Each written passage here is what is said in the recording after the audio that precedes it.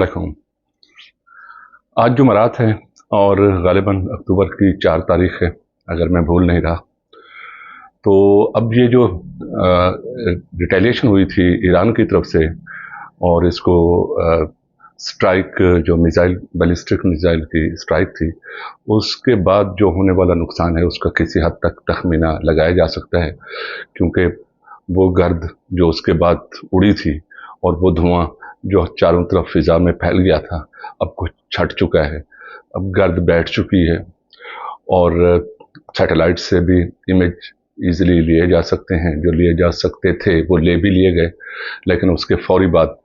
Israel ने अपने वो तमाम जो शवाहिद थे और जो तमाम निशानात थे वो उसको फौरी तौर पर क्लीन कर लिया।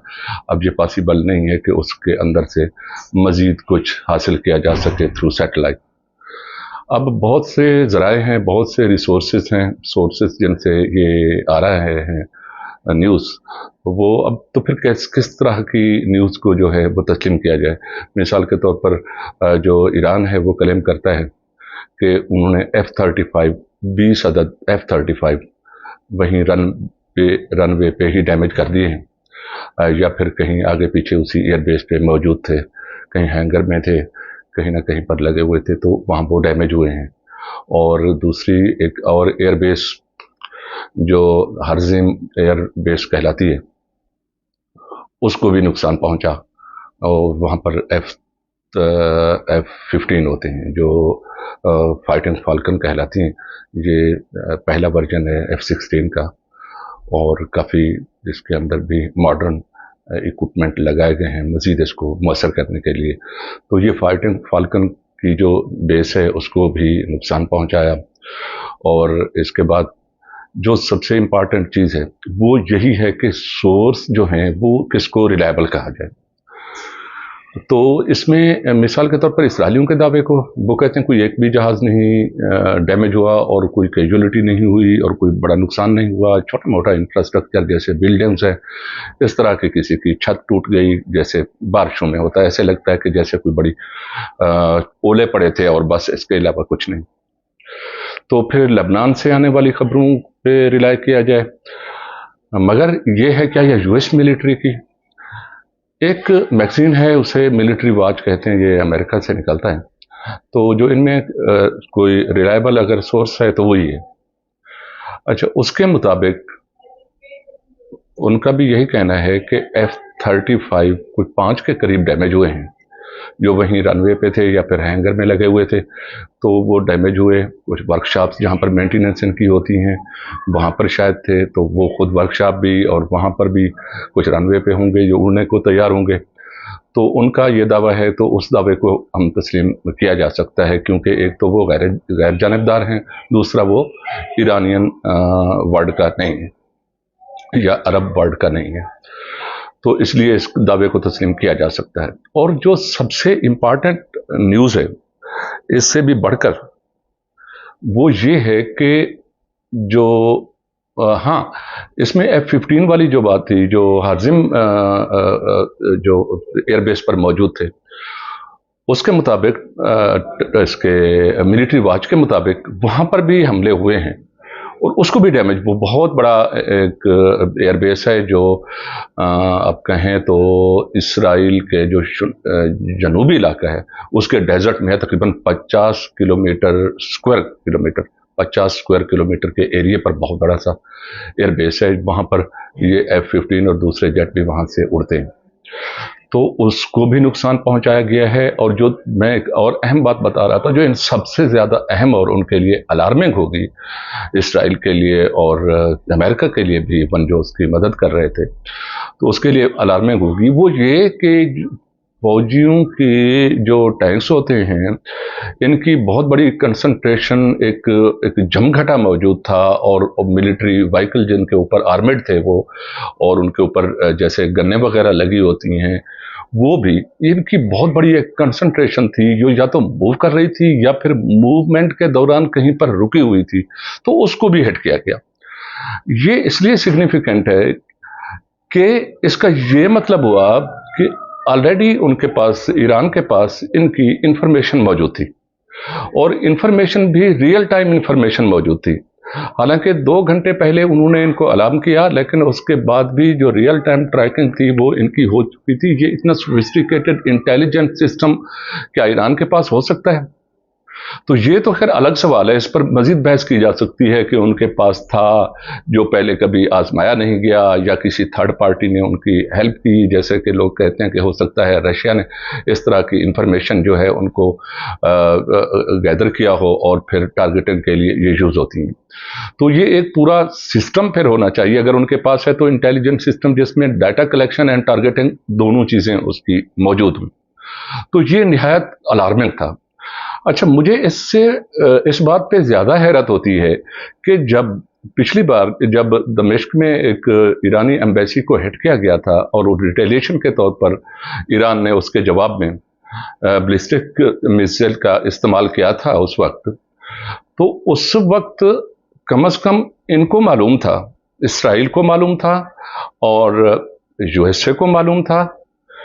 اور ایران کو معلوم تھا، شاید رشیا کو بھی، یہ جو ٹیکنالوجی اس طرح کی رکھتے ہیں، کہ کیا میسج گیا ہے. تو یہ میسج کو سیریس کیوں نہیں لیا گیا؟ اس کی یہ وجہ ہو سکتی ہے ان کے خیال میں، جیسا کہ انہوں نے بعد میں بھی بتایا، کہ ہمارے پاس جی بیٹری کم تھی، جو پیٹریاٹ میزائل کی بیٹریز کم تھیں، ہمارے پاس سٹاک نہیں تھا. دوسرا یہ کہ جو انہوں نے مارے میسلز وہ کسی فوجی ٹارگٹ پہ بھی نہیں تھے، نہ کسی شہری آبادی پہ تھے، وہ تو ویرانے میں مارے گئے. اور پھر یہ ہے کہ یہ وہ مار ہی نہیں سکے، بلکہ ایرانیوں کا تو وار ہی خطا گیا، کیونکہ ان کے پاس جو بیلسٹک میسلز ہیں وہ بے شک اپنی رینج میں تو ٹھیک ہیں، لیکن ٹارگٹ کرنے میں، ایم لینے میں اتنے خاص نہیں ہیں. تو اس کو یوں لیا گیا. اب لیکن ملٹری کے جو ایکسپرٹ ہیں وہ یقیناً یہ جانتے ہوں گے کہ بات یہ نہیں ہے، کیونکہ ایران نے جب خود یہ دعویٰ کیا تھا کہ ہم نے یہ کیا ہی نہیں ہے، ہم نے کوئی ٹارگٹ اس طرح کے لیے ہی نہیں ہے ہٹ کرنے کے لیے، ہم نے ایک پیغام بھیجا تھا کہ ہمارا اب آپ لوگ ہماری رینج میں ہیں. دوسرے یہ کہ جو آپ کا year defence system Iron Dome ہے، ہم اس کو بھی بائی پاس کرنے کی، اس کو چکما دینے کی، اس کو ڈاج کرنے کی صلاحیت ہم رکھتے ہیں. تو کم از کم ان کے جو فوجی ماہرین ہیں یہ ضرور جانتے ہوں گے. یقیناً یہ جو فیصلہ اب اسٹرائک کا ہوا حسن نصر اللہ کو کے مرڈر کرنے کا، تو یہ جو اس طرح کا جو انہوں نے فیصلہ کیا، یہ ہو سکتا ہے کہ یہ جو ملٹری ایکسپرٹ کا نہ ہو، بلکہ یہ انہیں ان کے اوپر جو ہے امپوز کیا گیا ہو، وہاں کی جو پولیٹیکل لیڈرشپ ہے جیسے نیتن یاہو وغیرہ اس طرح کے لوگ ہو گئے، اور ملٹری نے اپنا بھرم قائم رکھنے کے لیے اس کو کر دیا ہو، اور یا پھر ان کا خیال میں کہ اتنا کوئی میسو ریپلائی جو ہے وہاں سے نہیں آئے گا. مگر ملٹری ایکسپرٹ یقیناً یہ جان چکے تھے اس پہلے ریٹیلیشن پہ ہی کہ اب ان کے پاس یہ صلاحیت ہے کہ وہ ٹارگٹ کر سکتے ہیں، اور ہمارے پاس یہ ویکنیس ہے کہ ہمارا آئرن ڈوم اس کی استطاعت نہیں رکھتا کہ وہ ان کو کور کر سکے اور اس کو انٹرسپٹ کر سکے ان میسلز کو.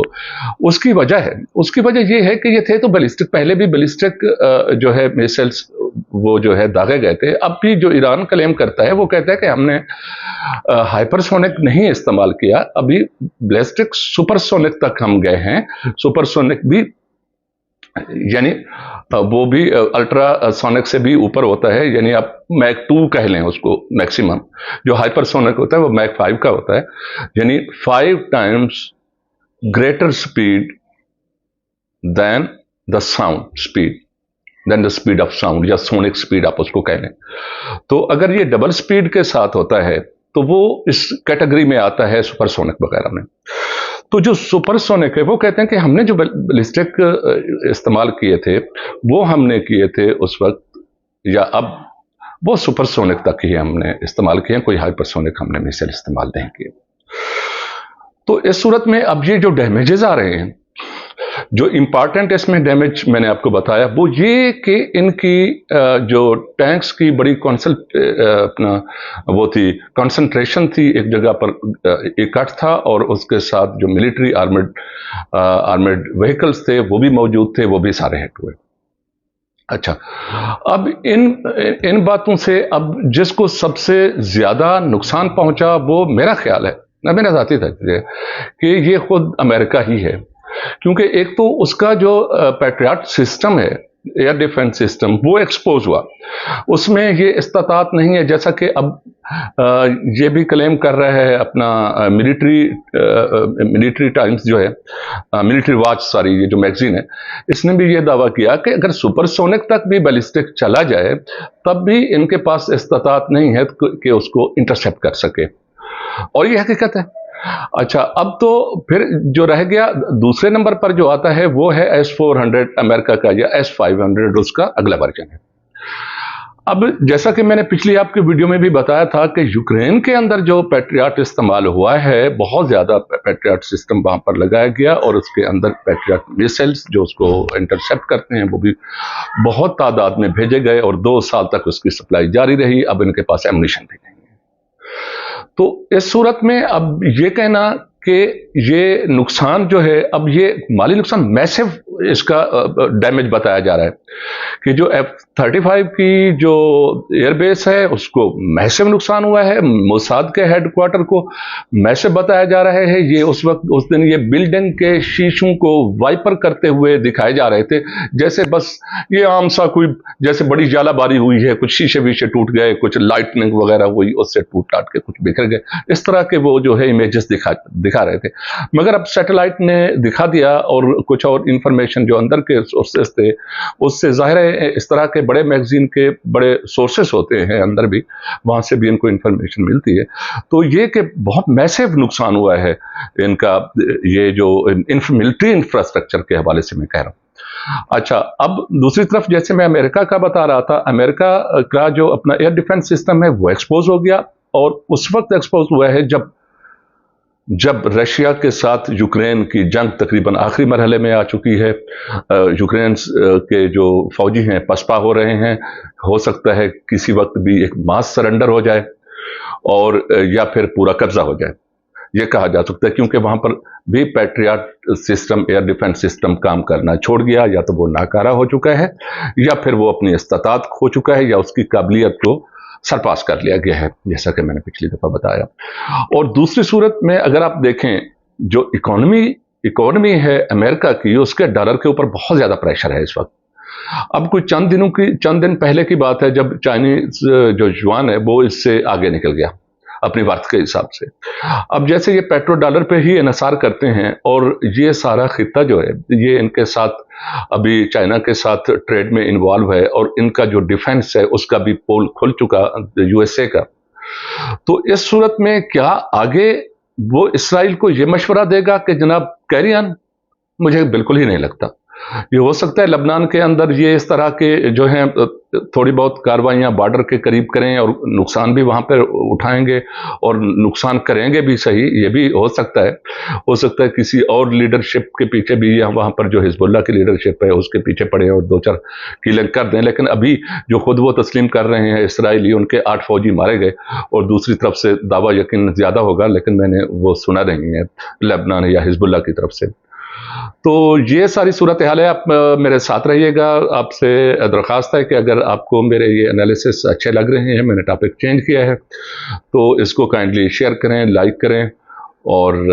دعاؤں میں یاد رکھیں۔ بہت شکریہ۔ اللہ حافظ۔